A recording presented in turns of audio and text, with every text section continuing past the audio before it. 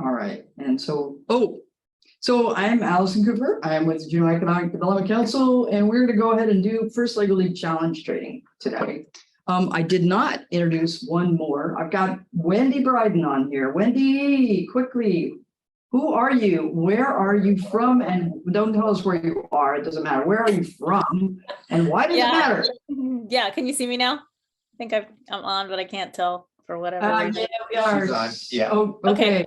Yeah. Yes. So I am Alaska's first senior mentor, which means that I am actually am an employee of First, a contract employee, but a lot of what I do is helping teams and coaches. If you have questions, thoughts, needs, concerns, I'm sure Allison will make my email, and I can too, my email, phone number available to folks.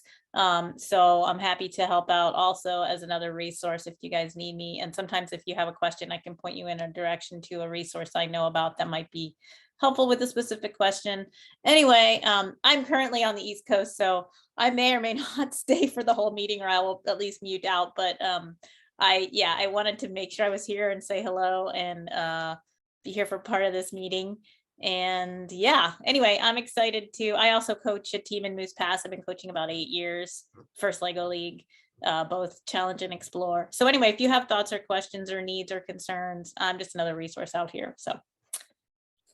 And she's a better resource for Explorer than I am for sure, since she has coached it. So she'd be the person to talk to. And with that, we're going to get through this. And what I'm planning to do is kind of rush a little bit, especially through the first part of this. It's going to give you some background on this. But what I really want you to get is the hands-on part of, great, I got kids in front of me, what do I do? So I want you to end up with that in hand. We'll send you at the end of this copy of the slides and some links that will help you out. We're going to show you some links to some places, some websites that you can go to. But what we want is for you guys to have, some practical sort of things. I'm going to move pretty fast because Craig's going to keep poking me. Because at the end, the last half hour of it, we're going to go in the other room and look at the table. Be your replacement when you retire. Maybe. So we're going to go in and look at the actual table, and so you guys can see what that is and how you would approach that with your kids, and and how that works. Okay. And with that, I guess let's go screaming through this stuff. We are recording. I think. Are we recording? Yeah, you should be. Yeah, we're recording. Oh, it won't be on this one. It'll be on that one. Yeah. All right. So if you don't want to have your face or anything on there, please just keep it in mind we're recording. Okay. And off we go. So this is what we're doing. Now I'm doing challenge. There are some things that definitely apply to both. So we'll keep those in mind. And if you've got a specific explore kind of question, catch me especially at the end or in that particular topic. You can maybe pop a question at me quick, and we'll try to handle it. All right. So this is the basic thing. It's a very, very large program, 110 countries or so. And where we are is, so explore, it says grades 2 to 4. It can be, we had first graders using that kit that is Spike Essential kit at camp this summer. And they first graders were fine. You just have to deal with whatever age they are and know the limitations of that age. And I, quite frankly, have a couple of kids on my team that are third graders, my challenge team. I coach too. This is my 13th year coaching. So yeah, you can have kids under the age. You'll notice that it's more challenging. And this is the age it's designed for. You can't have them over the age. Come talk to me. Explore is not a big deal.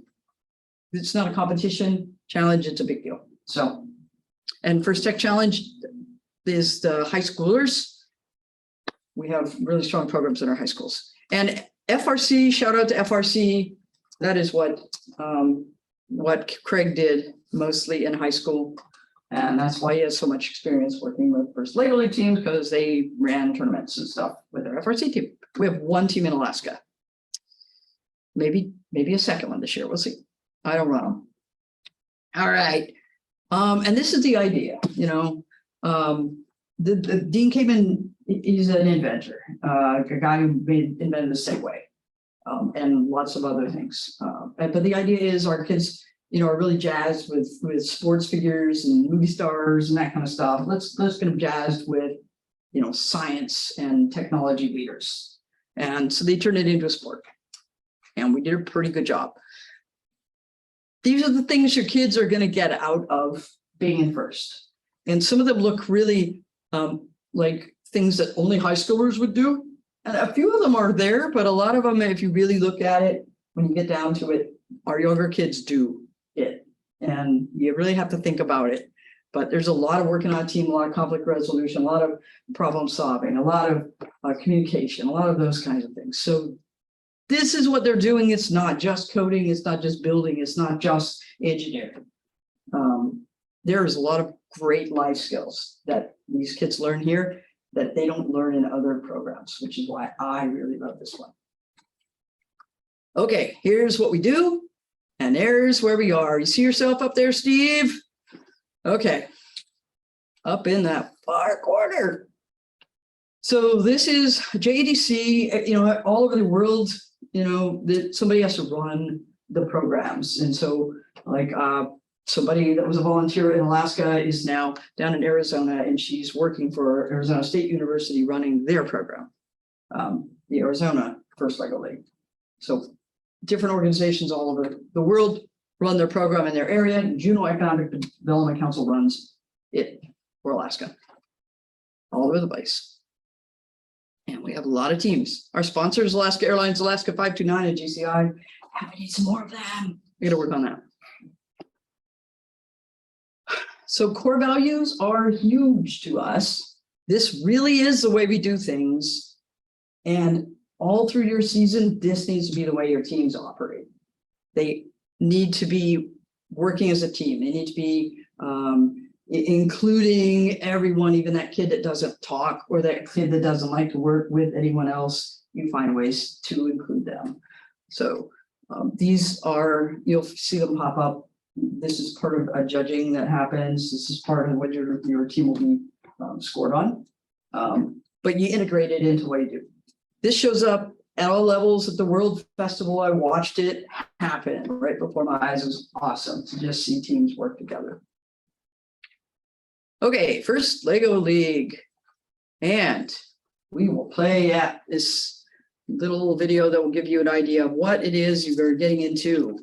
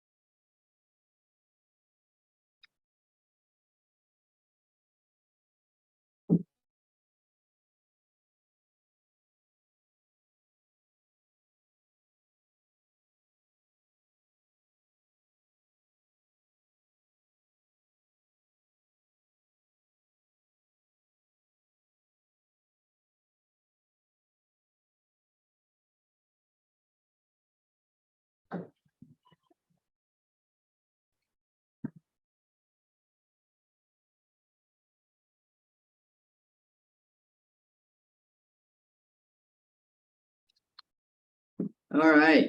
Sorry for those guys on the video who couldn't hear it, but hopefully you caught a little bit of it with the subtitles. And we will be sending out the slides afterwards, so you can always watch it again there. But hopefully we'll cover way more than what's in that video, so it shouldn't be too much of a problem. All right. Some of you probably have seen that. Okay, so here's the basic schedule.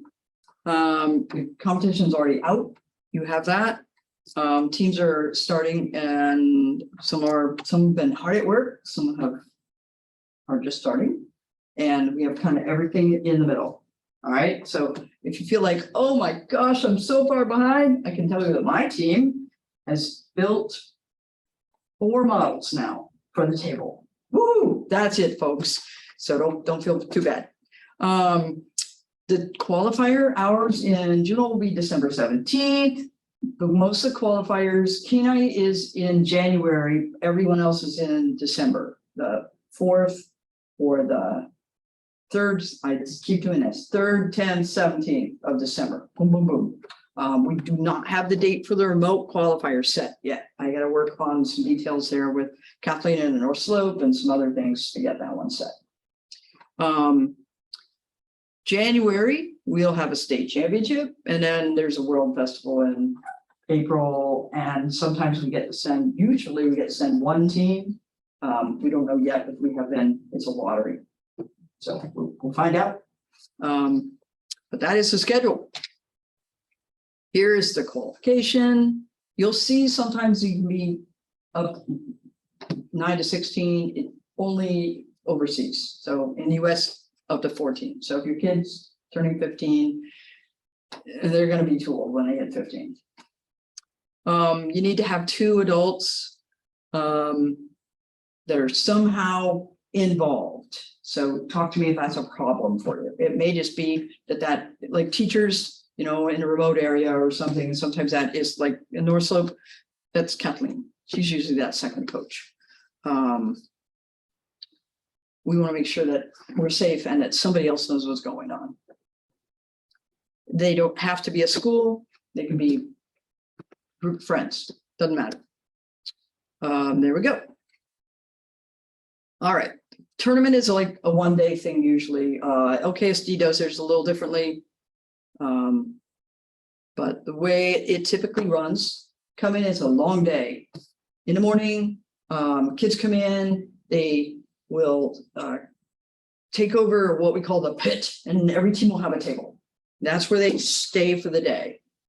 And that's their like home base. They'll plug in their robot, they'll plug in their computer, they'll camp there. And all the teams will be in there. It's a great place for kids to go meet other teams and stuff like that during the day when they're not doing something else. There will be a coach meeting. And then also in the morning is your judging session. And we'll talk about judging session. You're going to have a 30-minute judging session. You'll also have usually one robot run, 1 practice run at the real no kidding game tables, so that your kids get a feel for that, how that's going to work, get the jitters out a little bit. And then That's the morning. That's not when you want your parents to come watch. There's really nothing for them to see. Then there's lunch, and then there's an opening ceremony, and then the robot games. So your kids will have 3 matches that they get to run in the afternoon. They're 2.5 minutes long. And what they will do, and we'll talk about all this, but they will have 2.5 minutes to score as many points as they can.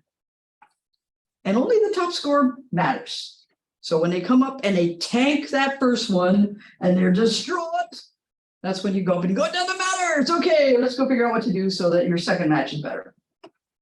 And then it won't matter what that first score is. The only time it matters is for ties. It's used for tiebreakers. So that's one of my favorite things about First Lego League is that only the top score matters. It's a really fun day, super fun. Go to the tournament. If you don't feel ready, I've never been ready ever in however many years. Never been ready. Go anyway. Okay. So if you're getting kind of close and you're worried that you're not ready, you have a robot, you have anything for that robot to do, go to the tournament. It's a good experience. Your kids went. Did you feel ready? No, no. You guys started really late too. Yeah. So you didn't feel ready, but did they have a good experience with it? They did. They were Yeah. good. It's worth doing. It's worth doing. Okay. It is a fun day, but it's a stressful day. There's a lot to it. Okay. So this is what happens. These are the parts that go into, I mean, it's going to go into the championship score and all that kind of stuff. But this is what we're looking at. So part of it's the robot game. That's the part everybody sees and we know about and we talk about. But there's this judging session. And so 3/4 of this whole thing are this judging session. Okay. So there's a robot game, 2.5 minutes, highest score. Yay. There's a robot design judging. The robot where the judges are going to ask you questions about, we have slides that specifically go through those. Yeah. So there's a robot design judging. That's a no stressor to me. Okay. So if you get something set up for that, great. If you don't, that's okay. Judges will ask you questions. Innovation project we'll talk about. There's some prep for that you really do need to do if you can. And core values is hopefully no prep. It's just how your team interacts, and the judges are going to look at that and ask your kids some questions. There are rubrics, so you don't have to go into this blind going, oh no, what do we do? There are rubrics that will tell your kids exactly what the judges are looking for. They should look at them. That'll help. I didn't know anything about those for the first, I don't know, 3 years that you could see those in advance. Surprise. Okay. This is the flow. This is how it will work. When your kids walk into the judging room, they have a couple of minutes to introduce themselves. Hi, we're the Extra Enough Girls. My name is whatever. Or a team skit. Or, I mean, not skit, team cheer. Or nothing. Whatever. They can introduce themselves. An innovation project, and we'll talk about what that means. They have 5 minutes to set it up and present it. And then the judges are going to ask them some questions to clarify that and make sure they understand the kid's project and they can give all the answers they need so they can fill out the rubrics. Then there's a robot design. They have 5 minutes to present stuff to the judges. I don't know that I've had like one team that had that much stuff. They were super prepped, and normally they don't. They'll, and some teams won't have anything. They'll come in and say, here's my robot, and that's okay. The judges will ask them enough questions to make sure they get everything they need. It's fine. It's fine. And then core values reflection, the judges are going to ask them questions. So how did your team make decisions? How did you guys work? And they've been watching the whole time too. So if you have a team that works together well, great. If you have a team that elbows each other and they're watching, that's how they get that. And then feedback is new. If you've done First Lego League in the past, they started this, I want to say last year. And what this is the judges are going to give some feedback to the team, verbal feedback. They'll always give the coach the rubrics at the end of the tournament. And the coach can decide what to do with those. I have had times when I did not give those to the team. That's my call. I get to decide that. If it's going to help the team, great. If it's not going to help the team, that just never gets to it. It's okay. But what we want is that experience in the judging room to be good. Whether a team is really sharp and knows what they're doing, or whether they have never done anything like this and they're all 9 years old and they are lost. Okay, so the judges have two jobs. One job is to fill out these rubrics and try to be consistent with all of the other judging rooms so that they can make decisions on who's advancing to the state championship and, you know, awards that are going to be given out later. That's one thing they're doing. But the second thing, and in my opinion, the more important thing is we want every single team to have a good experience in the judging room, whether they were prepared or not. We want that interaction with the judges to be good. So they're like, we've had a rough couple of years since we've had teams that came in, they just didn't have a project, or they had a really weak project. And the judges catch that. And so they'll start asking questions that are a little different, like, well, if you had an opportunity to do a project, did you guys discuss any options? So now they're not really judging the project. They're really judging. They're not really judging at this point. They're coaching. They're just trying to have this good interaction with the team, and they're teaching. You know, okay, so what would you have? Who would you have talked to about that idea? They want that interaction to be good. They want the kids to walk out and go, they heard us. They got to see what we did. We got to share that, and you know, we feel like we have gotten to share what we've done. That was good. Yay. Let's go eat pizza. You know, whatever. Okay. So that's a very significant part of what we want. Okay, so core values is also being graded during the matches at the table. That's new last year. There's a mark on the score sheet. The table has a score sheet for each of the missions. Did they get this? Did they get that? There's also a spot on there now for gracious professionalism, which is a first coined term. It's their own term, gracious professionalism. Call it sportsmanship on steroids. Call it, there's like all these different definitions of gracious professionalism. But the idea is that the teams are going to be watched at the table. That's really a good place to see how do they really work when pressure's on. It's not working. Oh, the robot's not working. What does the team do? Are they disappointed? Yes. Do they turn on each other? Oh, that's not what we want. You know, so they're going to be marked there. But really core values, what you want to do is always just do it. I like to do teamwork challenges, things like that. Okay. Innovation project. This gets to be sticky for people. Every year there is a theme.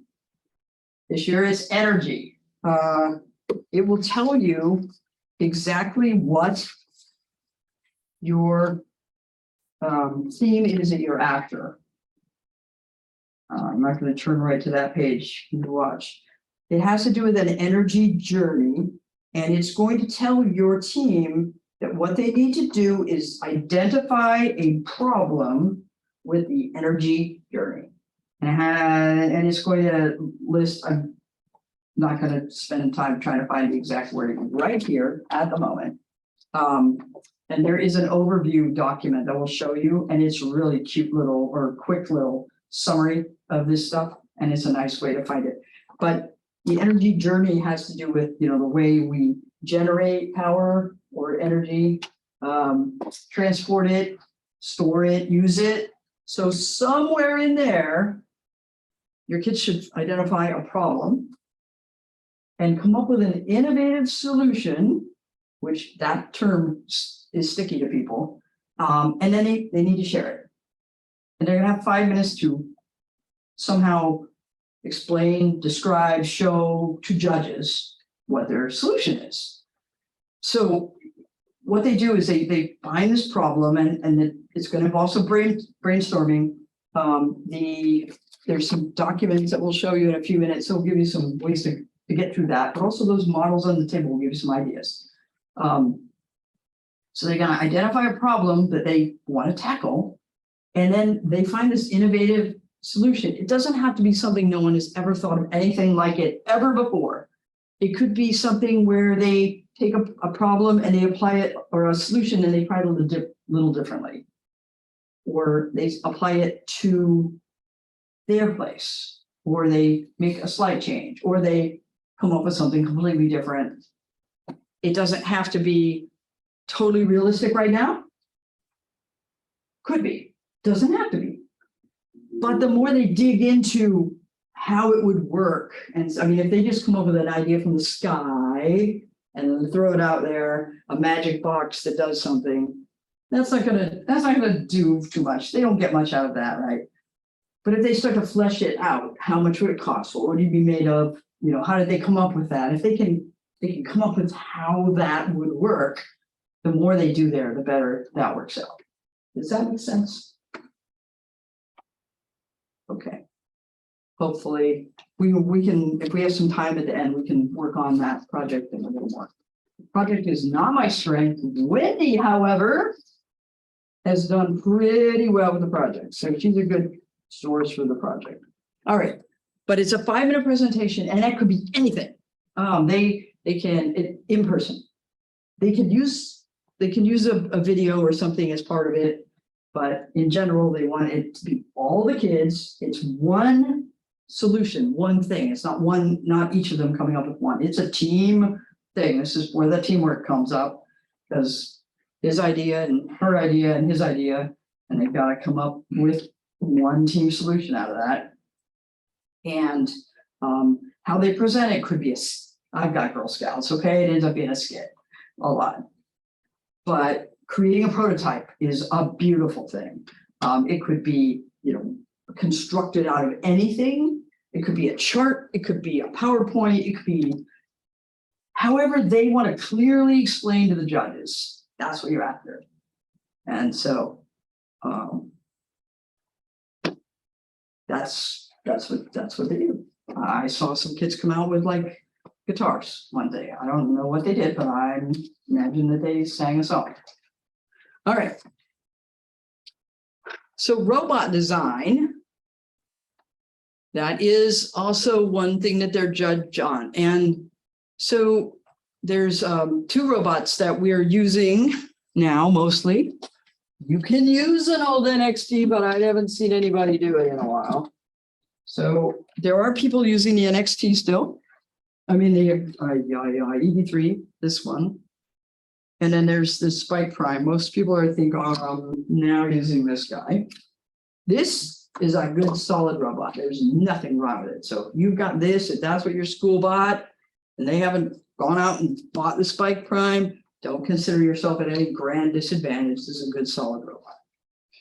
Spike Prime is here.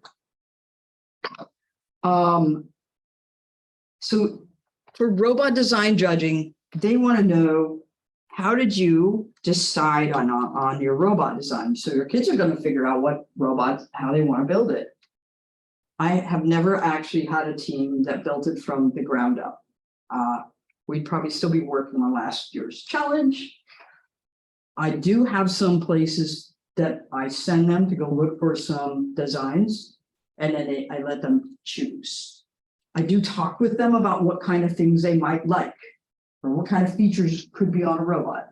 We just kind of talk through, like, how many wheels on it. Usually we have 2 wheels and a skid, or 2 wheels and one of these balls, or sensors that could be on it. Or I like flat backs because you can back up against the wall and straighten out. Or do we want it low? Is there a reason to have it tall, like that you need to reach something high? Or do you want a place where you can hook an arm, a motor, so you can hook an arm to it, or something like that? So we talk about that. And then I send them to, so if you're using, actually EV3's got one in the software as well. It's not as good, For EV3, EV3lessons.com is a great place to go. That would be the place I would go, I think. Spike Prime in the software, there's Robot Build, that's pretty good. There's also primelessons.org. And we will I'll point you to those. Craig's also updated our website and we have those on there. Yeah. So you don't have to remember all this stuff. All the resources we mentioned, everything's either in the PowerPoint or on our website, and we'll point to that at the end. So don't worry about like keeping track of the exact websites and all. Yeah. But document everything. They want to be able to, what was the iteration? If you do that, you want to tell them your kids, and every time I say you, it's almost always your team. Okay, your kids do all this stuff. Kids do the work. Oh, that was it. I was going to share my new favorite quote. Got an email from a team, a coach, and one of the kids asked her Friday, so what are you both here for then if we have to do all the work? You guys don't do the work. You don't build it. You don't even have to teach them to program or anything. You can point them to resources. That's what I do as a coach. I don't teach them to program. I point them to resources. I point them to resources for building it. I point them to resources. So you're teaching them to teach themselves. That's the way I see it. So what the judges are looking for here is, what was their process of coming up with ideas? They're looking for their strategy for the game. They're looking for the process where they built it, and they're probably going to come up with arms. They're going to change some things like that. If you use something like out of Prime Lessons, just give that your kids are going to want to give them credit. We are using the Droid Bot M. I don't know. I can't remember what names they all are from Prime Lessons. We started with that, and then we decided to add a arm and we changed out the wheel or whatever they did. Just tell them. Just give them credit and tell the judges exactly what we did and any changes you made. But the judges are really after that journey, that iteration, that you saw something, it didn't work the way you wanted, or you decided that you needed to make some change, you made the change, you tested it out. The judges are looking for that. With the project, they're looking for that with this. They don't like the project. They're not after, we thought this was a good idea and we did it, ta-da. They're after that journey, that whole process. And so have your kids be thinking about that and maybe writing down the whole process of what they're doing as they go. Okay.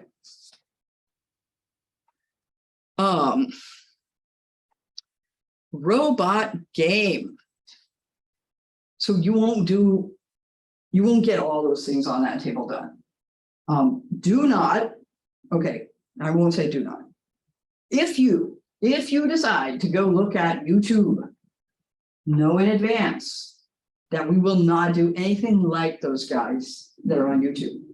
Because those are typically teams in Europe with 16-year-olds with a lot of time on their hands, with a lot of experience. And most of those things are things that they have not recorded in tournaments. They're the 900th take. It worked finally at their practice table. There's some really cool stuff, but it will be super discouraging if you go look at that and think, oh my gosh, we're not going to do anything like that. You're right, you won't. Don't worry about it. You know, teams that scored like 700 or something last year. And our very top team, you know, in the state championship after, you know, 2 tournaments, they were 300 or something. I mean, I was nowhere near that, you know. Don't worry about it. 100. Okay. And one thing I want to do with my teams is I don't want them to compete with the other teams. I want them to compete with the table. You know, football, we can say it doesn't matter if you win or lose, but at the end of the day, if the Seahawks score is lower, they lost. It's a bummer, you know. With this, we have teams from all different levels playing. We have 8th graders, we've got 4th graders, we've got teams that have been doing this for years. We got brand new. We have kids with all kinds of different resources, and they come in and they can all have an awesome day. And what we want them to do is we want them to set goals that are for them. They look at the table and they go, we can get that mission, we can get that mission, we can get that. Let's work on that one. And let them focus on that. I can't control what any other team does, is what I'm trying to get my teams to do. Like, don't look at them because we have no control over them. Look at what you guys can do.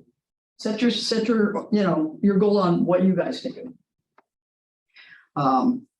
And for a new team, especially, pick out, depending on how many kids you have, 3 missions that you guys can nail. And then maybe add to it if you have some time. But our first tournament, the Girl Scout team's first tournament, we had one thing and it went horribly awry. We got there, and in the course of the day, a kid programmed did something different and went over and knocked a truck. Yay, scored some points. I don't know, must be okay because she's running tournaments for us up in Anchorage. 12 years later or whatever. You can still make good things out of that. So let them focus on the table and their team and what they can do, and not freak out about the rest of it. Okay, enough. When you have your practice tables, you'll have a table 4x8. I think hopefully everyone does, with the rim around it that's either 2x3s or 2x4s. You want your table to be as close as possible to the tournament table. And all those mission models, everything else that happens, the kids do, those mission models, if you guys have to build them, that's okay. Or if you finish them, or for sure, check them. Because those things have to be perfect. You don't want those mission models to operate differently for you, and then they get to the tournament and it's different because you built yours wrong, and then whatever they've been prepping for won't work now. That would make for a lousy day. So make sure your stuff works perfectly so that their practicing is good. Okay, I did that to my team once. We caught it like a week before the tournament. I was not on their happy list.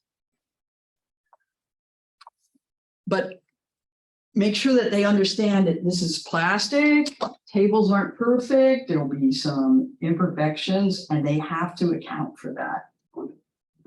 So, and lighting can matter if you're using a color sensor. Okay, meetings. People ask me, how often should we meet? Where should we meet? Yep, you should meet. You can meet anywhere that works for you. Most of you guys are school teams. I meet in my living room. I have a friend that's meeting outside right now. It's going to be kind of chilly. But schools are great.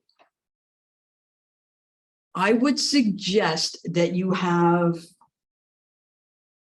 something like, so the team meeting guide is this book that they will send you, and it has 12 two-hour sessions is what it is written for. That's probably a pretty good thing, is to have at least 24 hours of meeting with your kids. You can get by with different, and with my team that I have right now, I'm like, ooh, I'm in trouble. I meet once a week for 2 hours, and we're gonna just do the best we have with the time we have, and that's how it is. But I would not suggest you try to meet for like an hour for like 8 weeks, because it's going to be a little frustrating. I think you'll probably be hard pressed to really feel like you're ready at all. But if that's what you have, let me know, and let's figure out where you can focus your time. Okay, that might be a thing where someone else builds the mission models and you guys get straight to programming or something like that.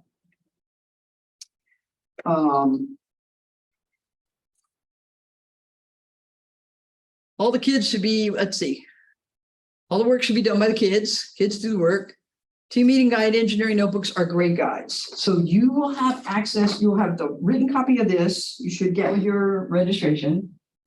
Team meeting guide, it's a guide. You can follow it perfectly if you have the discipline to do that. I can't. It makes me crazy, but it's really good to go through and pull out stuff that's got some great stuff in it. Engineering guide notebook will go with it. It's like a kid version. You get 2 in paper. You get electronically as well, so you can print more if you feel like it. Don't go doing that until you look at it and see if you really think you're going to use it that way. Team meeting guide and engineering notebook and robot game rulebook are also on your account on First Inspires in something called ThinkScape in your dashboard. We also will send you a Google Drive link to it because we have some programs where the coaches aren't necessarily quite set up. We have mentors and coaches aren't quite on there so that they quite have access. Exactly. So I just have them there. Yeah. Okay. Your role as a coach is not to do the work. Your role as a coach is to help them, make sure that they don't get stuck, kind of guide them along. Logistics, making sure they have a place, register them, or you may have somebody that's an administrator that will help you with that. Registering the team is one thing, just to get the stuff. And then you have, once you know all the kids are in there, you're going to register the kids. And when you do that, what you do is you invite their parents, and their parents register the kids. It is not the most user-friendly system ever created by man. We're working on it. First is working on it.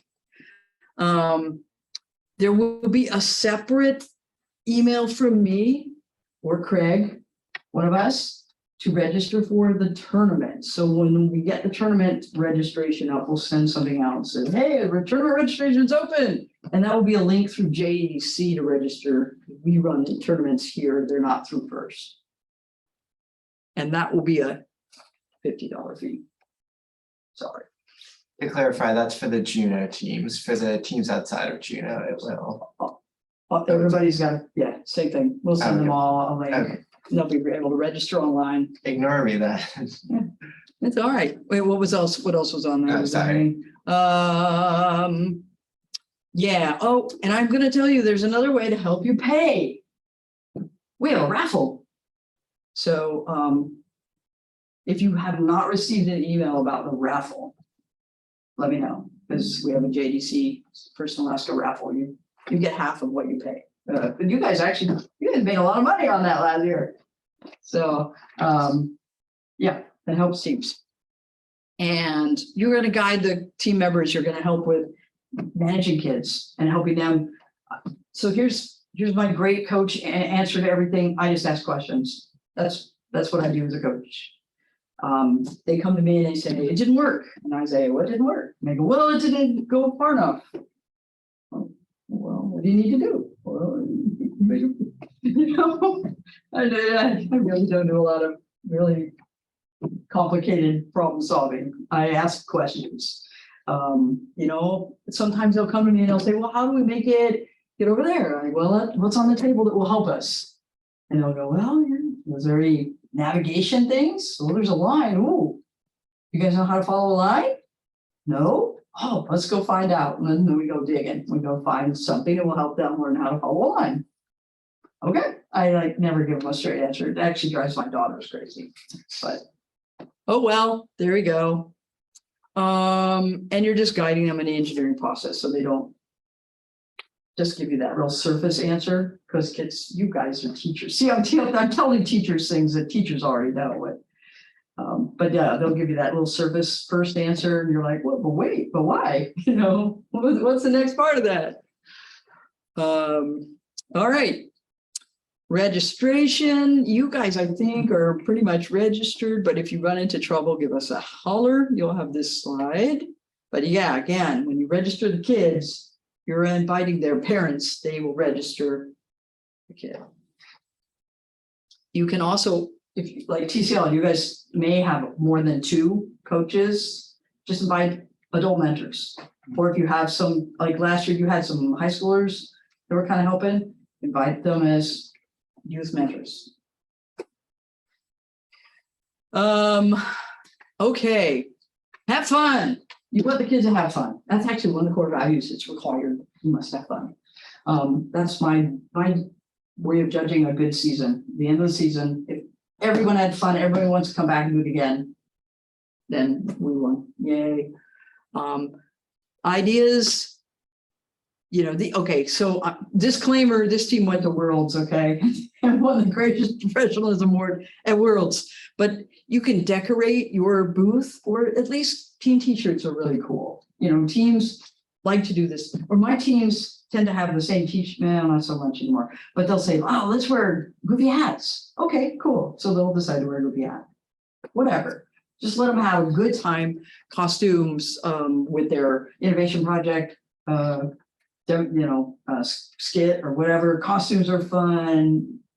Just, you want to make this as a good day, a fun time. Costs. If you are in the thing where you're trying to work out costs, let me know. And if you're having tech issues, let me know. But hopefully you guys are good. EV3 and Spike Prime, you guys have both. So we do have those resources on the website. So it's an app for Spike Prime. You download it. Prime is on one side. Spike Essential for the Explorer kids is on the other side. Just pick the right one so you get the right robot attached. And those two softwares are big. For the EV3 that we were using last year and the Spike Prime are really similar. So the kids that were on your team last year using EV3, if they switch to Spike Prime this year, it won't look real foreign to them. Yep, I would say use an existing design. That would be my guidance, unless you have somebody super jazzed about this. And I don't, like I said, I don't teach them programming. Two ways that I would suggest you go there. One is the software has tutorials in it. The way both of them work, it kind of, if you run through the tutorial on there, it kind of dumps a sample program into their work area there, and it'll run it, and then the kids can look at it and see how it works. But they have to be thinking, this is how I'm learning how to use it, so I need to tinker with this. So they have to be in that mode a little bit. The other way is I would go to primelessons.org or ev3lessons.com, same brothers, do them both. And they have like PDF that kind of walk them through. And it teaches them like step by step. It's a little more conventional, but I would say look at both, see what you like. Okay, but yeah, and then don't panic. If you get into this, you start trying to do something and you're like, I don't know what's going on. I'm not sure where to go from here. I got a problem. Don't wrestle too hard. Take a look at the resources. But if you were stuck, don't hunt for 6 hours. Give us a shout. It might be something super simple where I can just shoot you a link, or Craig can just shoot you a link, or answer a quick question. There's no sense in you banging your head against the wall. The idea is it's fun for them and for you. So we want the coaches to have a good time with this too. It's a really fun program. My number on all my emails and everything is also my cell. So you can shoot me a text and go, this is Steve in Koktovic. Where is that thing you told me about, whatever it is? And I can shoot you that link. Okay. Okay. Resources. I'm a fan of just showing you where the resources are so you can find them. What time is it? I'm doing okay. You are. I'm doing way better than last time. Yeah, okay. You were on fire this time. Must be, I don't know. Okay. Let's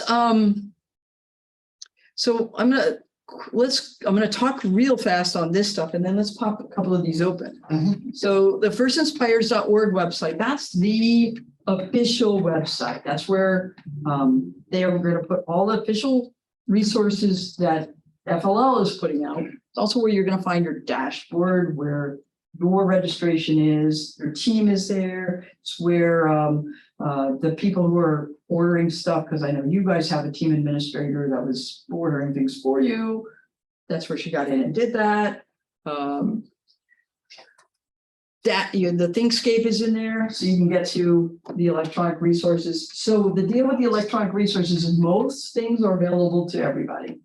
There are a few things that they put into where only the coaches can get to them. They're proprietary.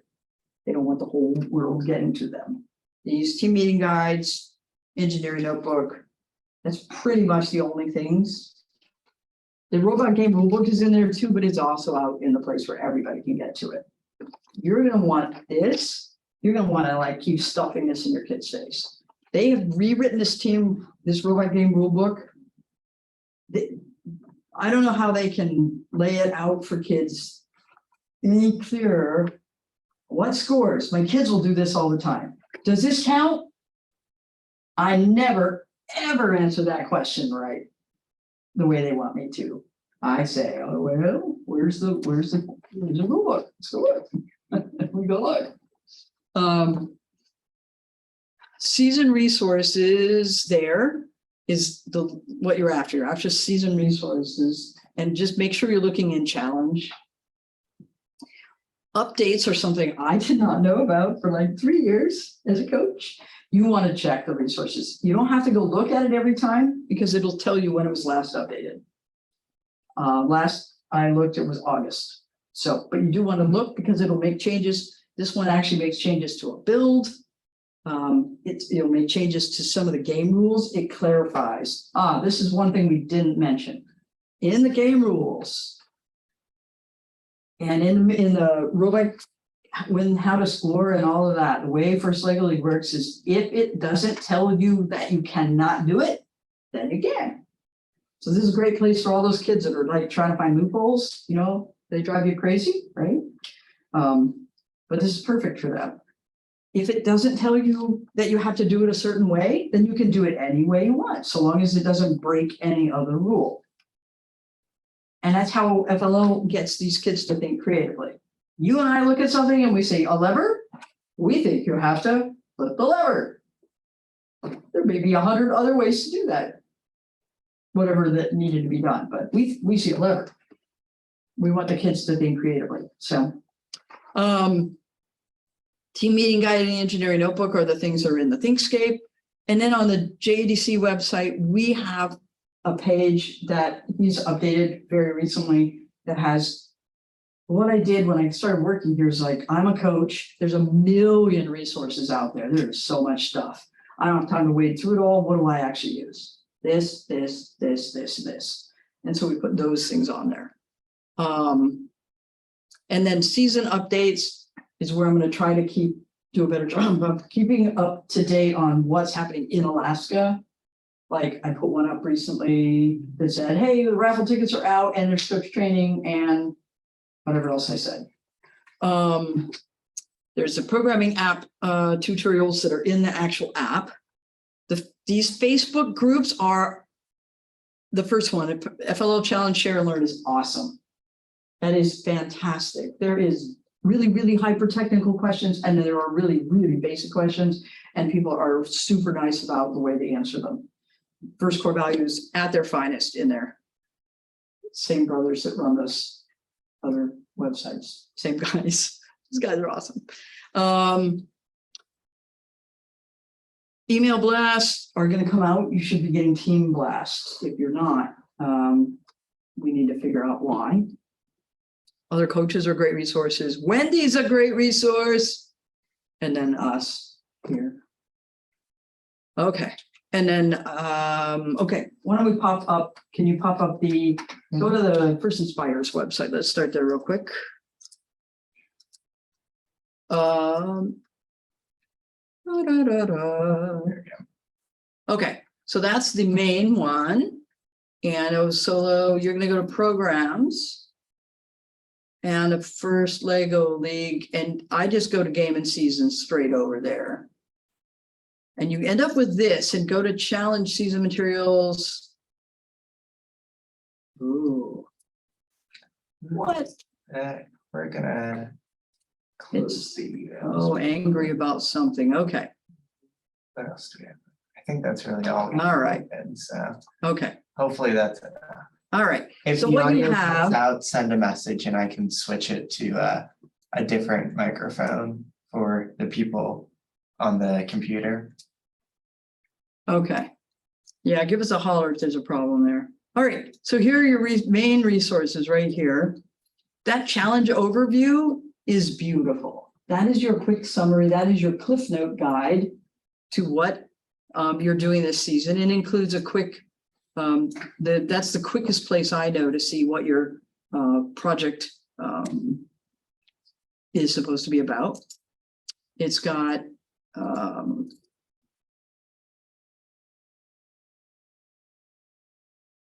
of the stuff we did. There you go. Let's see.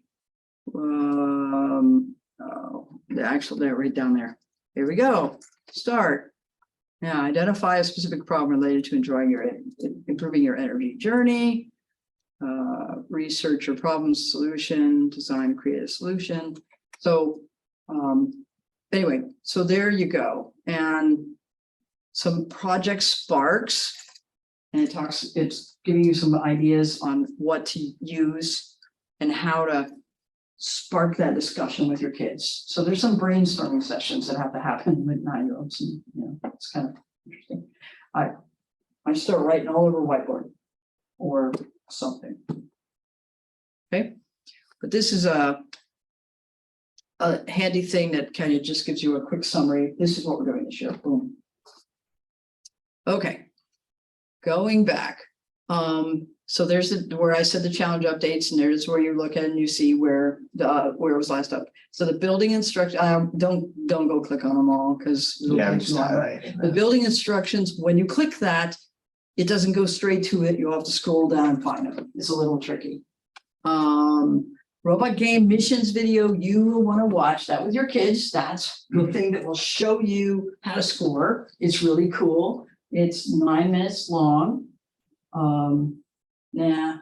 But you'll want to do that with them because that's the quickest, cleanest way for them to see, visualize how this works. And what I tend to do is I'll show them that, then we'll go and we'll do the table. We'll look at it in person, handle them, and talk through what we want to actually try to do with them. There is a guided mission every year, and one that basically first has come out with the code for. So your kids have one freebie.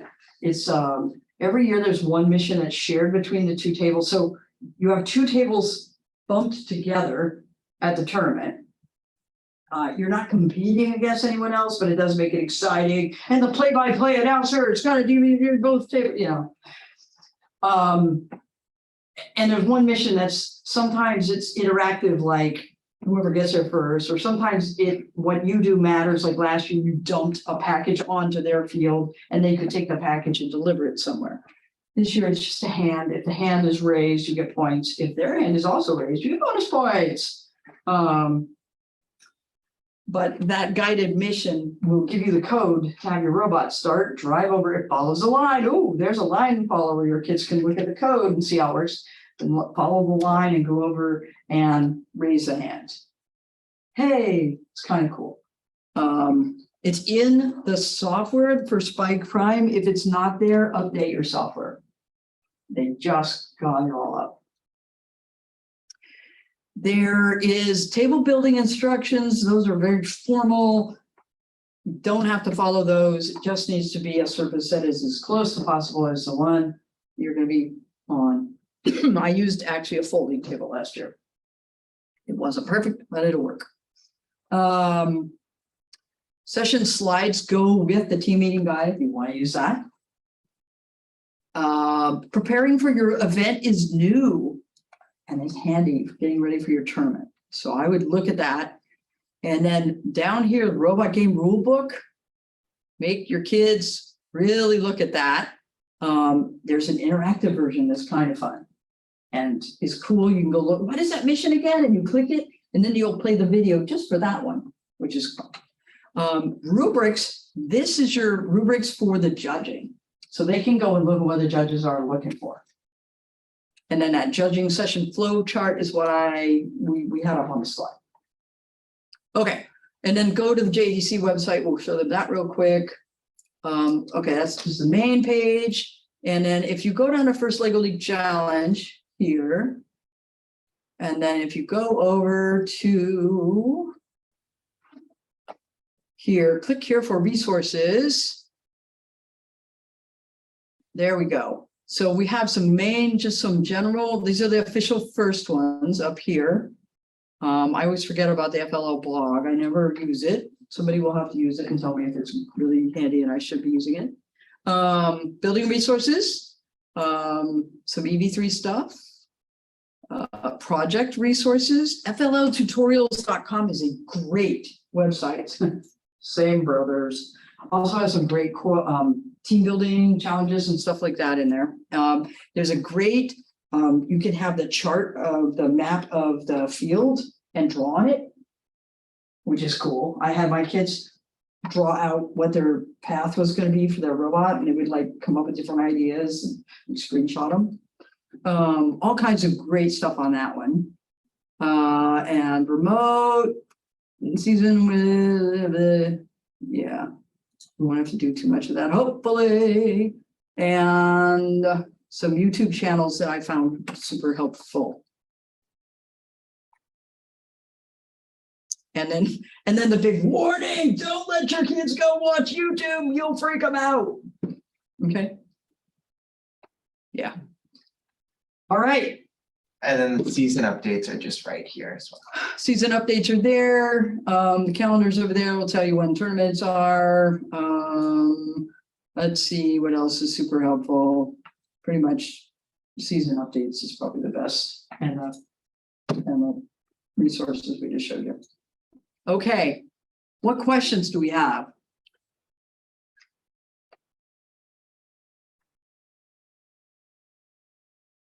Feel free to just unmute and shout them out. Let me get my tea. I wanted to ask if I was looking at that PowerPoint presentation. It was great. A lot of information to take in, had some good links, some hyperlinks. Would you be able to email that to us? Yeah, what we'll do when we're probably be tomorrow morning. I will send it out to you guys. Actually, what we need from you guys that are online, could you please put either in the chat or just to me on the chat? You could do it in just private message on the chat. To the computer labeled Allison Cooper, to clarify. Okay, Allison Cooper, that one. Can you send me your email address? And actually, if you could also tell me where you are, because I have a terrible memory, that would be awesome. But I will then make sure you'll get the slides, you'll get some other links that we wanted to get you that were helpful. Yeah, and then we'll see if we send up, we may do a recording of, we made a recording of this. This one might be better. We'll see. We'll send you a link to a recording of a training, either this one or the one we already did. Probably this one. That'll take a little longer, Kesta.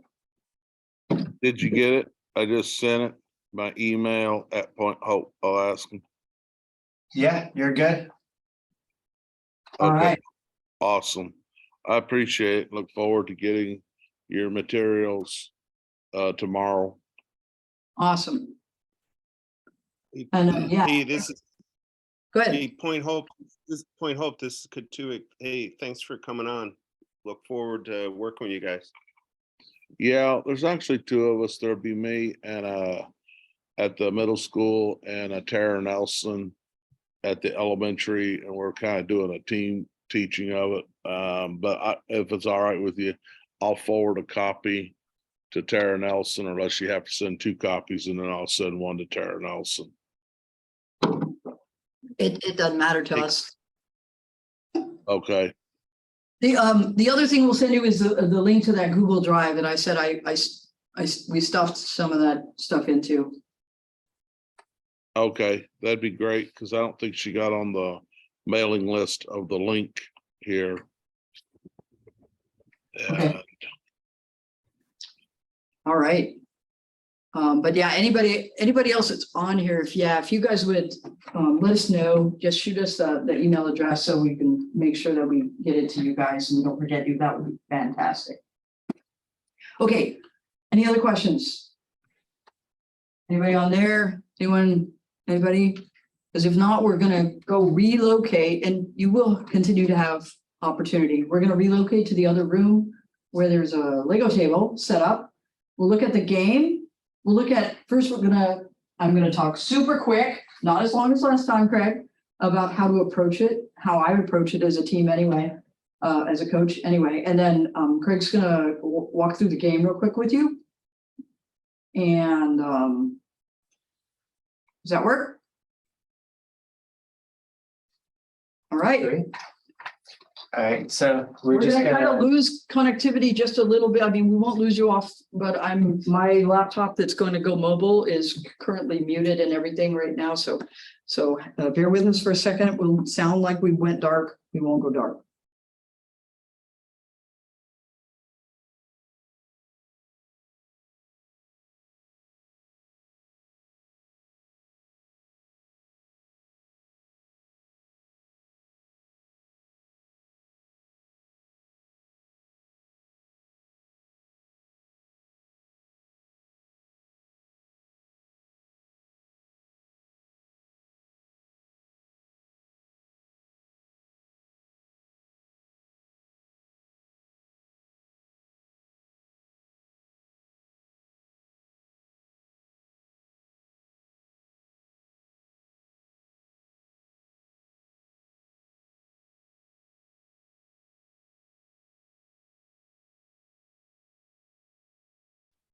All right, everyone, can you hear us? Yes. Ooh, we can't hear you, so that would be helpful. Turn the sound off.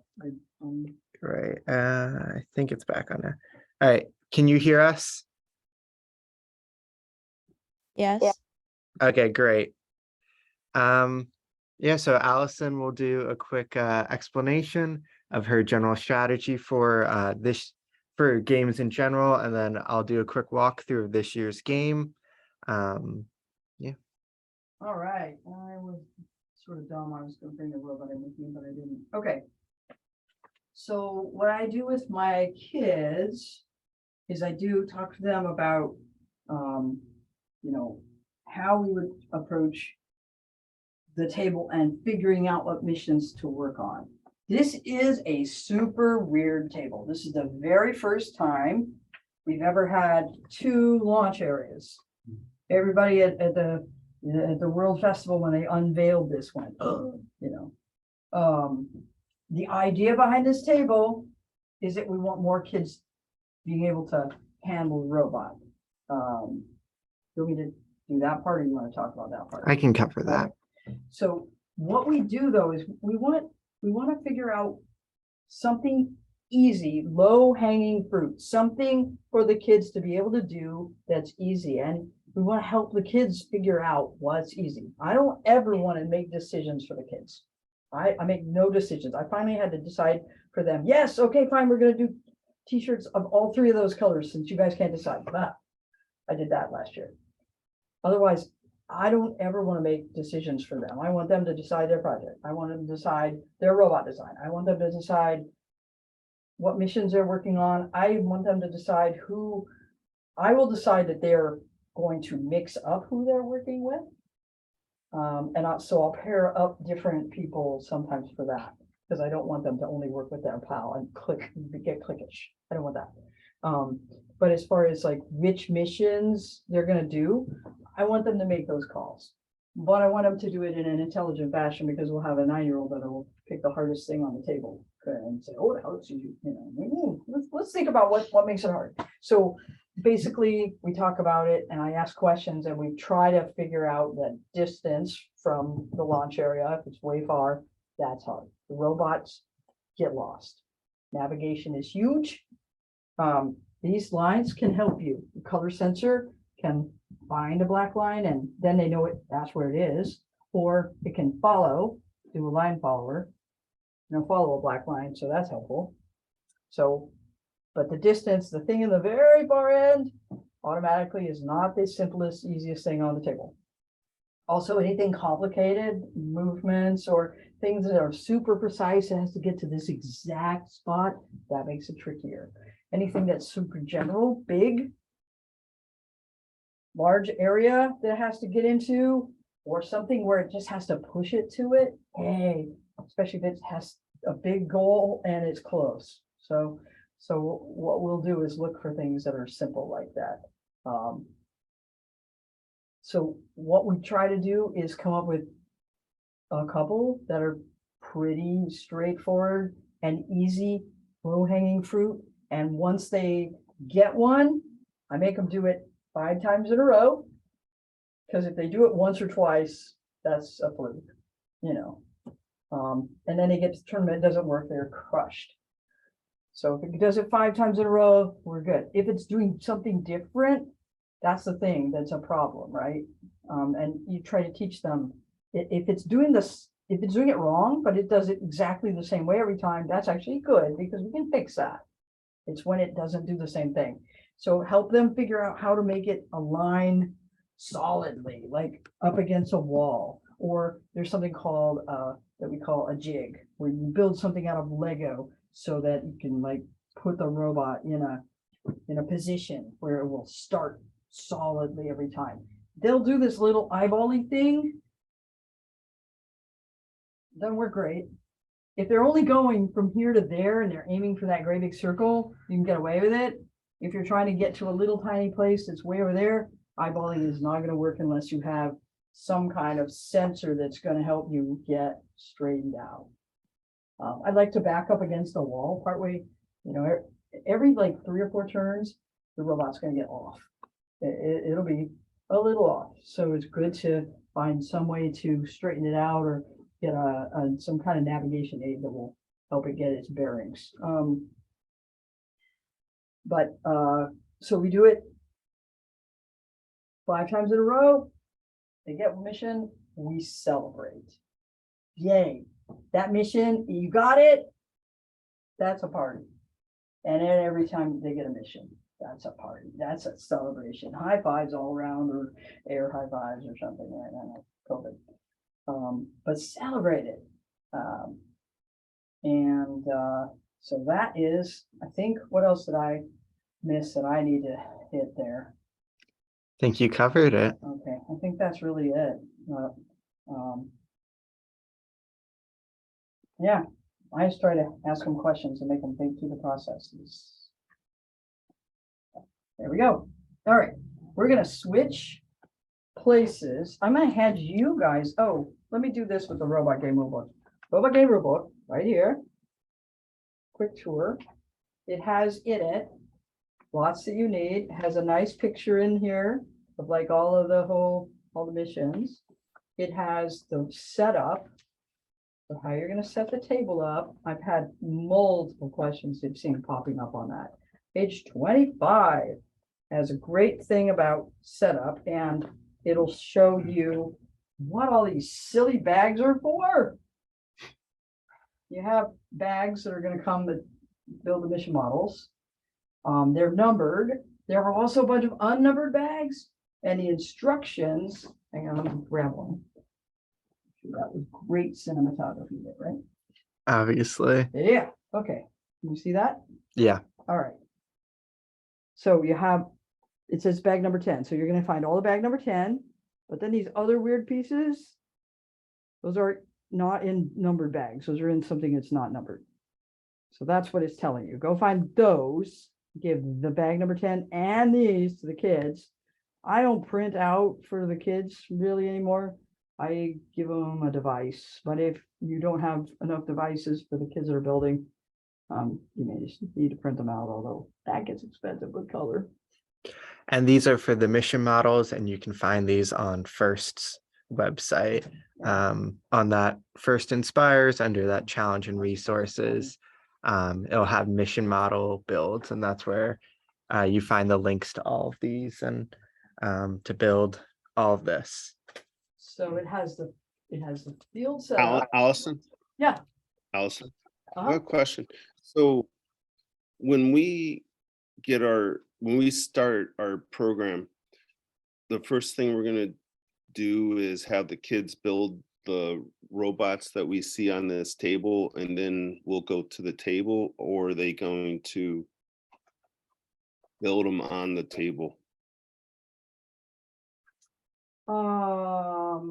So a couple of different ways to handle things. If you look at the team meeting guide, it walks you, not this, the other team meeting guide. It has you walk through sort of a sequence, and it includes building like the first meeting, building 3 of the bags. And then you put those models out on the table and you talk about them. And then you kind of think about them with relation to the innovation project. So that is a way.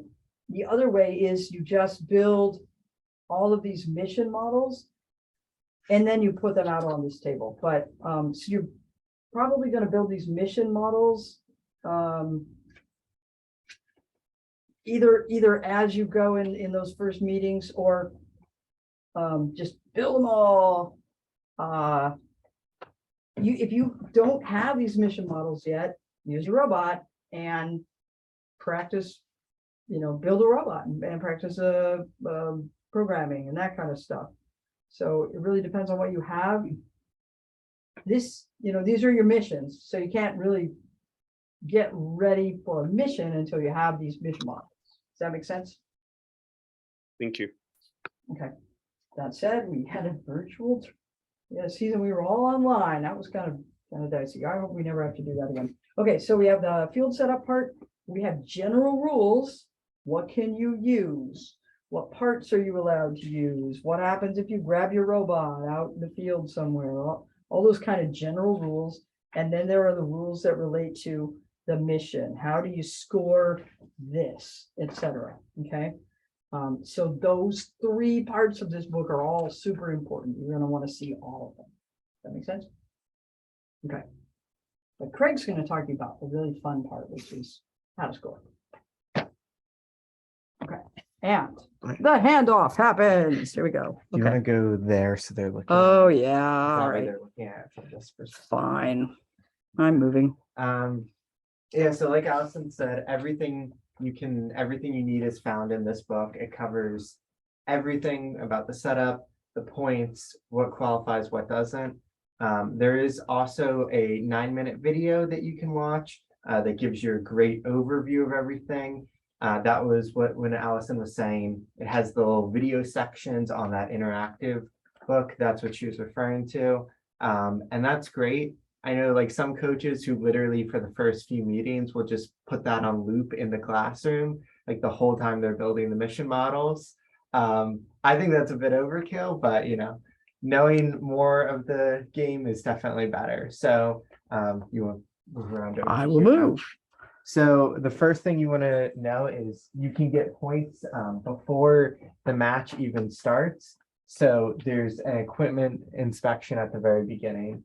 And basically that's if your robot and any attachments you have can all fit inside one launch area and below 12 inches. So it's a pretty big area. So that should be pretty easy to do. So that's a good way. And you get 20 points for that before the match even starts. So that is a very easy way to get 20 points. And so then for mission 1, you have the innovation project model, and that is what these bags labeled 14. You can use these to build your innovation project model. You don't need to use these though. If you have other Legos, you can use other Legos.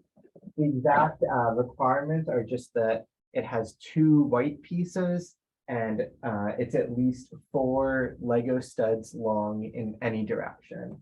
So you could just use these. You could use any other Legos you have. as long as it meets those two requirements. And the idea is that's another area for students if they either can't get on the robot or if they're really good at design, or if you just have that extra time, which no one ever does, but if you're just looking for something else for them to do, that's a great thing for them to do because it gets, you need one, and it gives them a way to be creative and come up with something that looks really nice and kind of promote your team image. So that's definitely a great thing to have in your back pocket to be able to give to your kid who's looking for something to do. So it says something about to represent your innovation project. Does Yeah. it have to, do you have to wait to have your innovation project figured out before you build it or anything like that? No.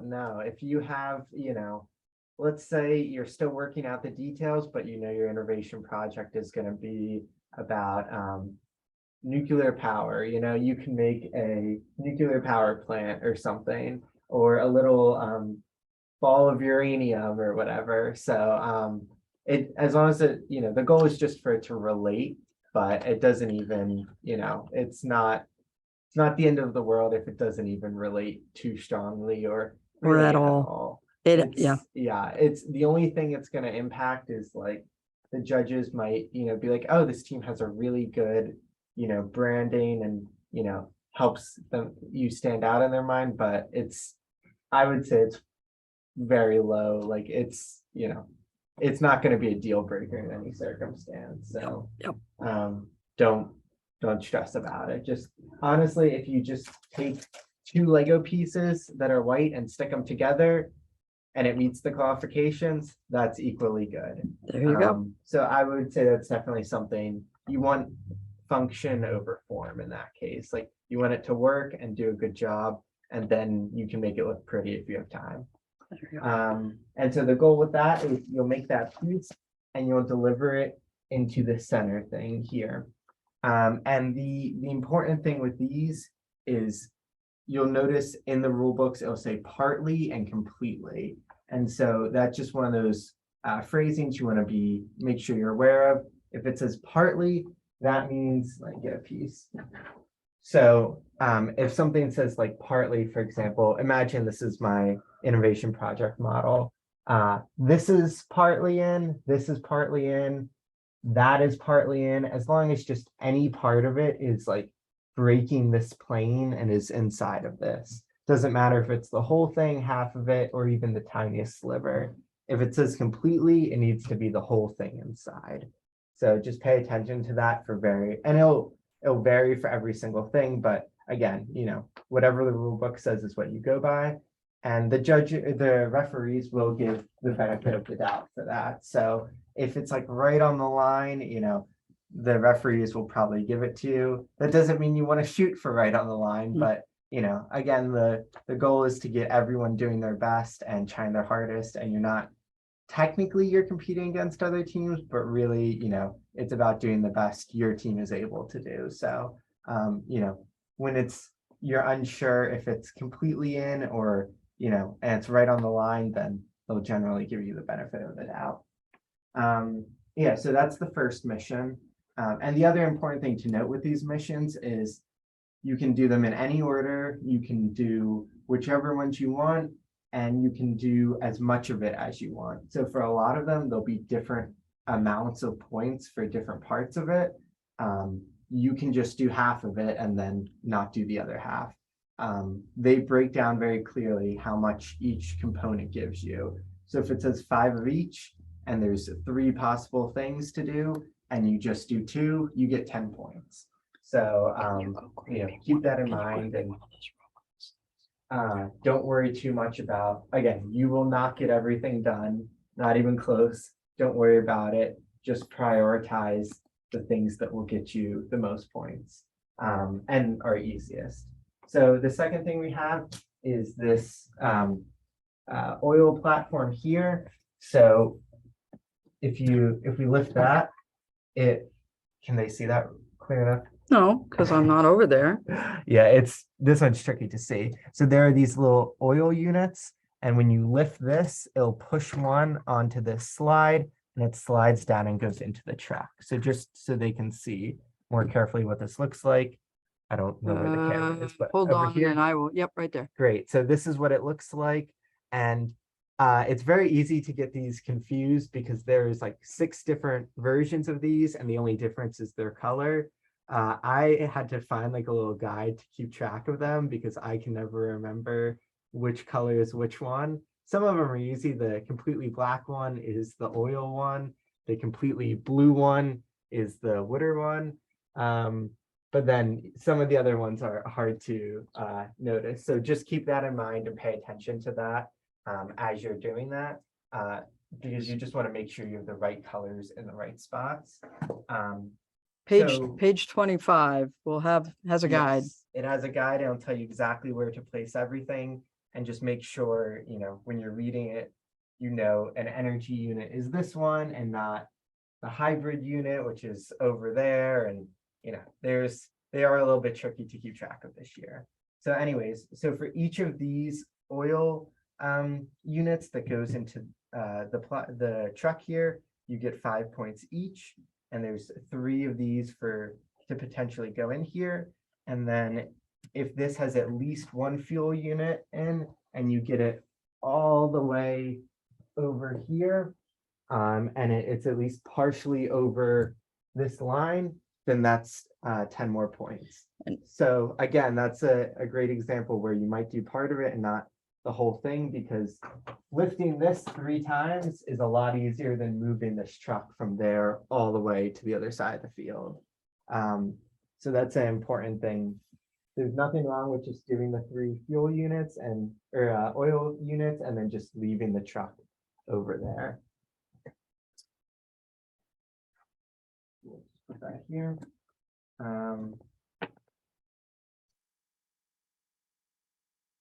So then over here, we have the energy storage. And so you can put up to 3 energy units in here, and they're 10 points each. And the energy units, you can find them in a bunch of different places. So the most convenient for this one is obviously these 3. And then there's one in here. Removing this one from here gets you 5 points. So you can remove it from there and then just put it up on top here. But there are other sources for those energy units too. You can see a few over here, and then there's a few underneath, over there. So you can pick whichever ones you want. You can get the ones from here, you can get the ones from there, you can get the ones from there. It just needs energy units in here, maximum of 3, and that gets you 10 points each. What I see happening is teams going and getting energy units and bringing them back, and then loading them on and taking them and delivering them places. That's what I think is going to happen with that. Yeah. And what's the other thing that can happen with that one that you just had with these bags 15 over here? Oh, This yes. is one to, that kid that is bored and making you, they need something to do. This is just a So again, decorate. design, you can put use bags 15, or again, if you have other Legos, you can use other Legos, and you can make a little design on here to be put on here. Again, this is just like the other one. It's just for fun. In fact, this one, you don't even, there's no even like functional side of it. It's literally just to look nice. Again, it like enhances your team's brand, but it doesn't, it's for fun. That's what, at the end of the day, those things are for. They don't impact the game at all.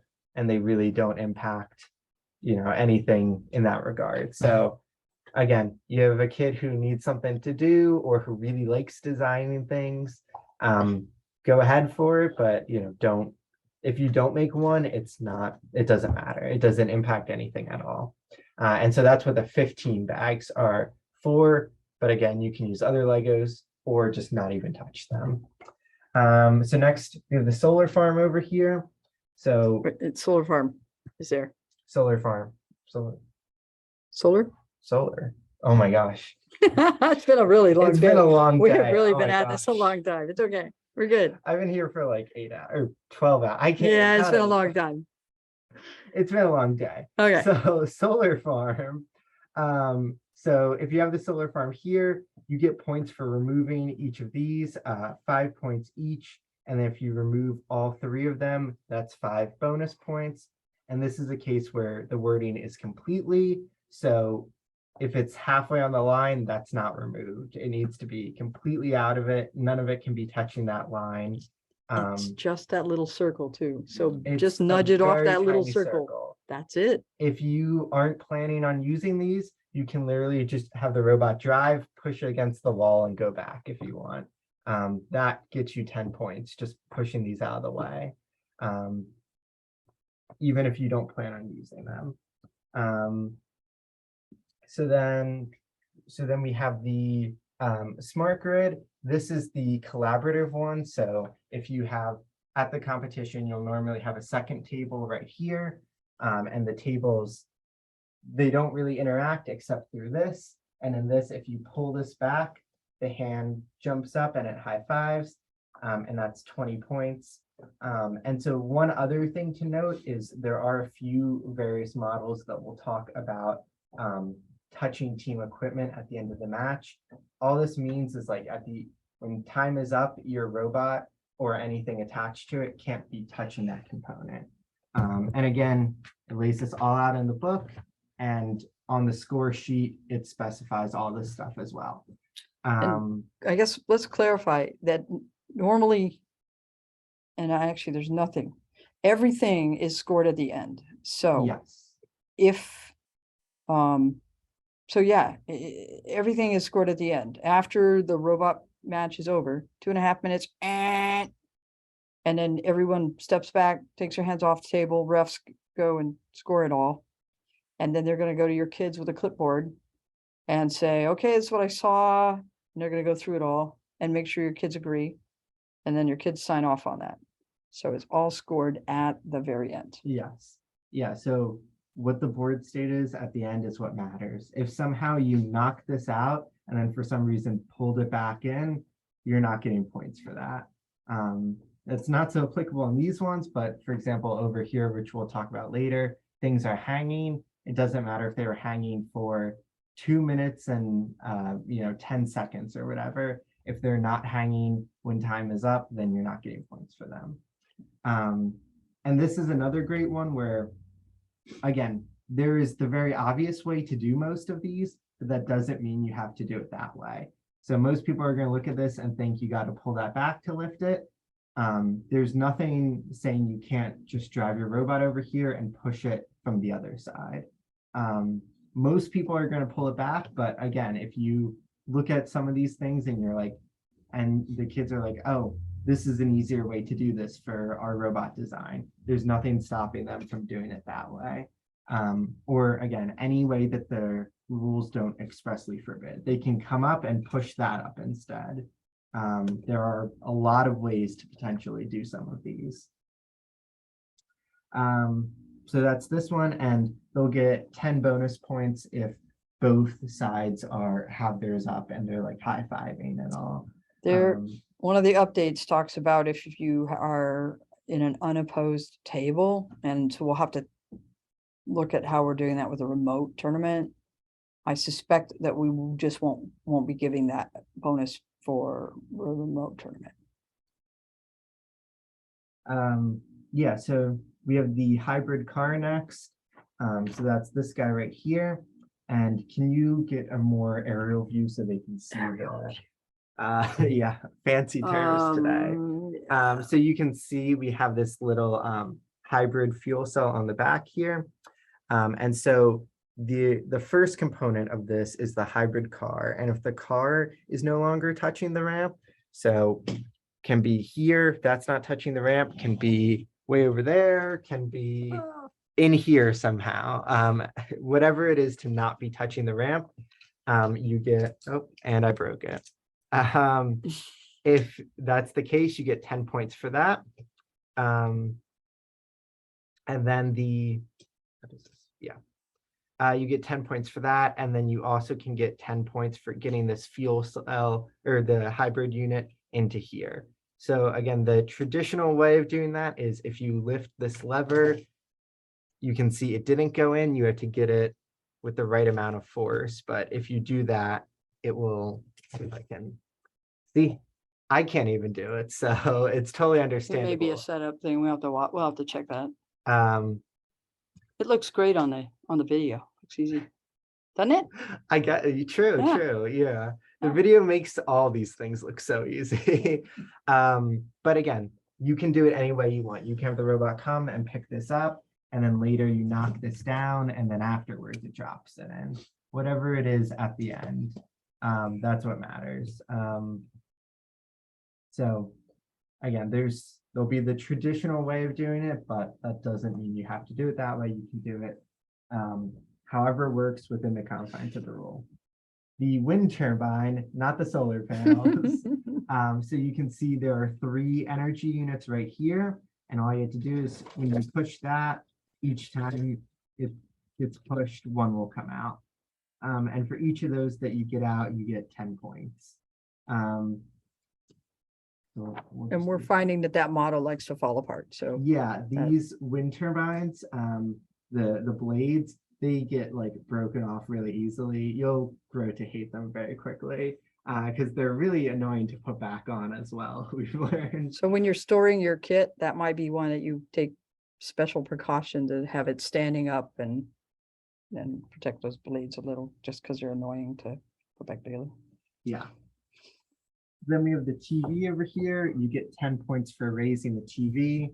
Again, you can do it that way, or you could do it, that way, or whatever works for you that gets the TV up. And that's 10 points. And then hidden behind it, you might need I don't know if you can see it, but I think I have. there's a little energy view. unit hidden in the back there, and you get 10 points if it gets completely in the television slot. And this is one where it cannot be touching any of this stuff at the end of the match, your robot. So all that means is when the time's up, your robot just can't be touching this. So just keep an eye out for those. Again, they're labeled and it's only a select few, so just pay attention to that. So next we have the dinosaur toy, which is this guy. So the dinosaur toy starts in the right home area over here, and you got to get it to the left home area. And so again, this could potentially be a really easy one. You could push it. You could, again, when it's in this area, you can pick things up and move them however you want. You can put the dinosaur on top of the robot if you want, and just have the robot drive over with the dinosaur sitting on top. And as soon as it reaches the left home area, the people on the other side just pick it up and take it off. That is perfectly allowed. And then inside of it, I can get it open. There we go. Inside of it, you can see there's a little slot, and there we go. And if you put a energy unit inside, you get 10 points. If you put a rechargeable battery inside, you get 20 points. And there's the rechargeable battery Yes. hiding over there. Right, hidden behind the other dinosaur toy, which we'll get to. And so you just need that in, and it needs to be completely closed, the lid. So just pay attention to that. Yeah. What do we have next? The hydroelectric dam. Let's see. I'm gonna go around that way. Yeah, this. We'll do the little dance. So first thing, this energy unit, there's another one right here. It sits, should be like that. Sits right there. And if you get that out, you get 20 points for that. And then this part is, make sure you know the rules very carefully for this part, because it can be a little bit confusing. But this water reservoir over here, you have these looped water units, and if they're completely inside here, you get 5 points. But then you can get 10 points if it's on a single red hook. So, and that's per hook. So this would be 10 points. This would be 20 points. If it's like this, because this one's touching 2 hooks, it doesn't count at all. So it's still just 10 points. If they're both on 2 hooks, then that's 0 points. If they're both on one hook, but it's the same hook, that's still 10 points. So it's by hook, and it only counts if they're only on one hook. So just pay attention to that. And for if you do go the ground route, it's okay if this part is not completely inside of it. So that's a specific exception they have. It says completely in the reservoir, and that's referring to this part. And again, it specifies that, which is why it's okay.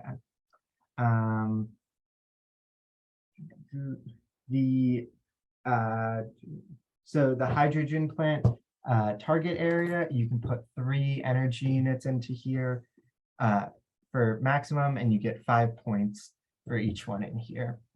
And then we have the toy factory. And then let me grab some energy units because this one is helpful to have. Example 4. So if you look very, you might want to rotate so they can see our little friend down there. Little friend, yeah. So there is a baby dinosaur toy down here. And so there are 2 ways to get points with this. The first is if you get an energy unit in here, that gets you 5 points for each for a maximum of 3. And this says, again, this is one where wording is important, at least partly in the slot at the back of the toy factory or in the red hopper. So that counts. If it gets like stuck here, that would count. And if it, even if it's like that counts as 5 points because it is partly in this red hopper. So again, that's where the difference between partly and completely is important. This is partly in, so that would count. And again, there's lots of different ways to do that. But if you get it and you release this baby dino toy, then you get 10 points for that. And so that starts like this, where this thing is holding it back. So you can either, drop something in here to make that rise up, or you can find a way to just lift this up from this side instead, or you could go into the back somehow and see if you could push it down that way. Again, that's another great area to be creative. And then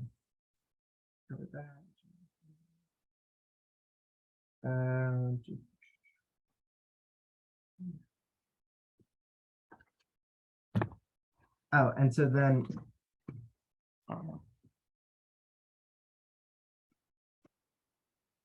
think ours is a little broken right now. So all oh right. no, it's good. Woo, got them rolling everywhere though. All right. I totally think I just skipped over one at some point. Oh, Sorry, that one. give me Yeah, 1 second. I'll find it. It's there somewhere.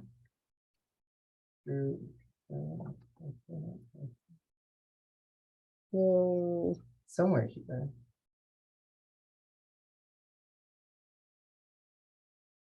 While you find it? While he's hunting, let me talk quickly about launch. So the kids are going to launch it from either that one or that one. They can have 2 kids working at the table on each of those sides. Okay, 2 kids at the table. They're going to launch it from that area. It has to be inside that quarter circle, every part of it. So they can't have a piece of it like an arm or a cord or anything hanging out. And it goes out from there. Once they launch it, it goes out. Ideally, they program it to go back into one of either of those launch areas, and all is well. If they don't, it's okay. It's okay. And he'll talk about what happens. It's no big deal. They can also,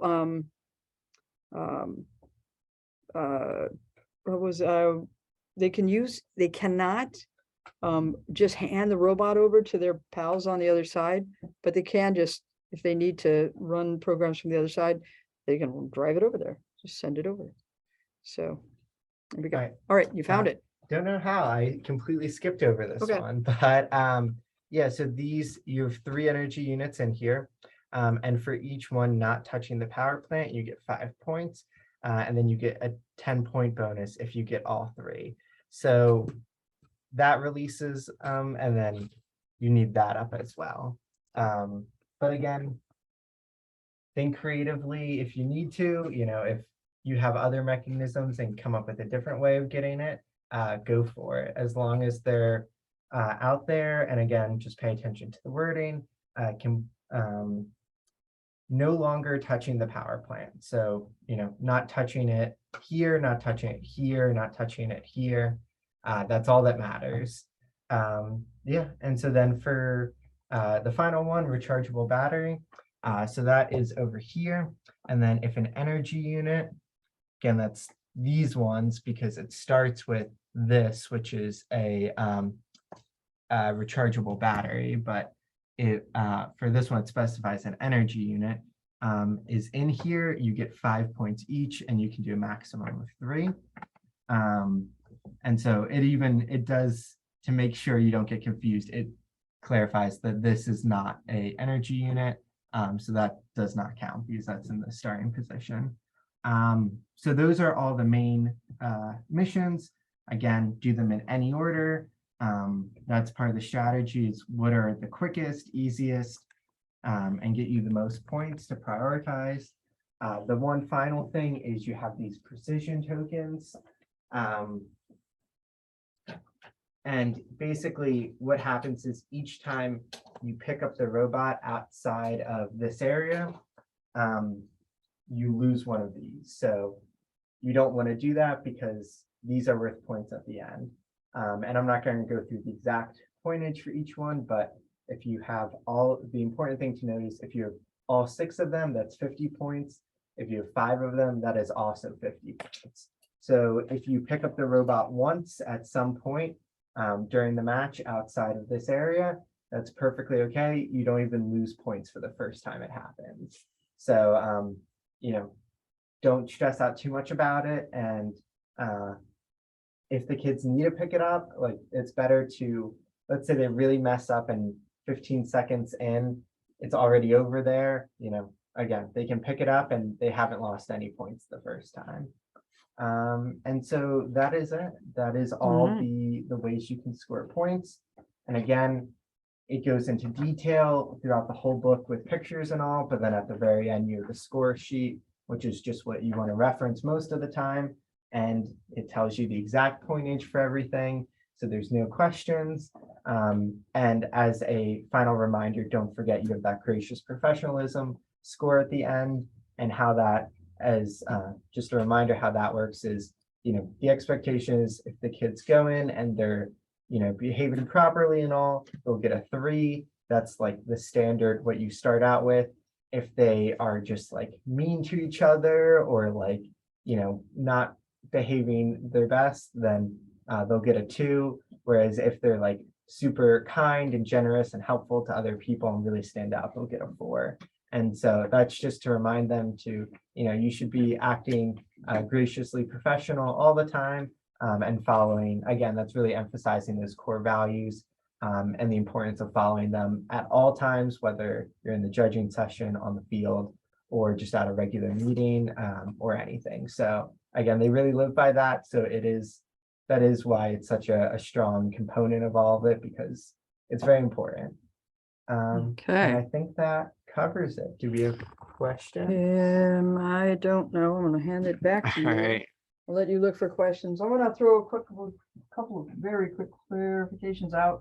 Even if your kids aren't gonna work on these missions, you need to put all the mission models on the table, because they are gonna be in the way at the tournament. So they need to be in the way now, so put everything out there. And just some, just the way that this works is once you launch from your launch area, your robot goes out and you cannot touch it once it launches. So if it goes out crooked, I've seen this where my kids will try it. It's going crooked and they'll like tap it. You now have to stop. You have to relaunch it. If it's out here and you touch it, you must bring it back. And you lose a precision token. Yeah. So if you touch it in here, you have to bring it back. You don't lose precision token. If you touch it out there, you do. There's a bunch of rules in there, like what happens if you're carrying something and your robot gets stranded? What happens if your robot is transporting, or there's just all that kinds of rules about what happens when you're moving something, or when your robot gets stranded. You want to look at those and make sure that you understand, so your kids aren't surprised by that. But what happens typically is you've got a couple of kids. It says you can have 2 kids at the table. I like to rotate mine through so that as many of them as possible can touch it. So I have 2 Well, here. And don't forget, you get Yep, 2 here, double now. 2 there. So they'll be here, they'll work on it, they'll send it out, and then the next 2, the next 2 step up. These guys step back, the next 2 will step up. And they'll work, and they'll send it. They may add an arm when it comes back. They may add a sensor, they may make a change, and then they'll send it out to do the next thing. And now we have this extra thing of the other side of the field to play with, which is kind of cool. And we're gonna see how that works. Now, when you come in, you need to split your team in half. Half of them are gonna go to one side, half of them are gonna go to the other side. They can't go back and forth. So once they're split, these guys can rotate in and out on this side. Those guys can rotate in and out on that side, but they need to make up their minds in the beginning, and it should be half. Okay. All right. Any questions on there? Not yet. Do we have any questions? We are Before we wrap perfect up? timing, basically. Yeah, It's look at that. 8:04. We were, We do that. uh, All right. You guys have any questions? Not yet. Not yet? Sure. Yeah. You know what? You know how to find us, right? We're Yeah. close. Oh, yeah. If you need more Lego, like you have a team and all you have right now is your robot kit. If you're in Juneau, talk to us, we can help you. If you are not in Juneau, talk to us, we'll send you a link. The FRC team up in Anchorage has been sorting a bunch of Legos, and they can send you a box of Lego. Okay, so just let us know, we can connect you with those guys. All right, so don't panic if you need a bunch of mixed Lego for something to build jigs, attachments, or something like that. Okay. Otherwise, absolutely reach out to Craig and me, Wendy, with questions. If there's anything we can do look at the robot game rule book. Really good. It will show you how to put this table together.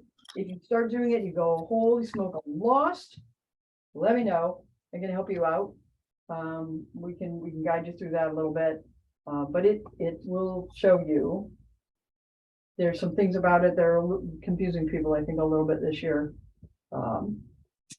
Did you find any of these game pieces on here difficult to put together, tricky, I should say? I had some kids had trouble with that, and front, back, and just some stuff like that. this one too is a little tricky, I found. You know what? Let's add to that link. You remember that thing that Arvin, was it Oh, Arvin? I don't One of the remember who Session did brothers it, but put yeah. together a little, kind of had a thing that said, you build them all, and here were some comments that he had about them. Don't worry, when your kids are building these mission models, if they have pins or little tiny pieces left over, that's normal. They're done by weight, and that happens. If they have something that's not tiny, they messed up. Something's not right. You'll find that. If they're missing a piece, they're probably not missing a piece. It's got used somewhere else, or it's under something. It's still in the doggone bag because it's really static electricity catches it. The one exception to that is they did change the windmill. Was it the windmill? I think it was.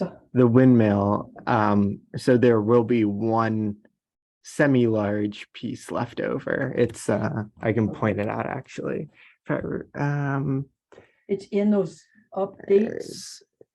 Yeah. And they Here. actually changed the I Yeah. think I'm right here. They actually went into the instructions and changed it. So if you look at the instructions, they'll be right. Yeah, They mentioned it in the updates, so you will not be confused when you end up with. that is something that correct. seems If off. you're building this now, the updates, the instructions up there will be the correct ones.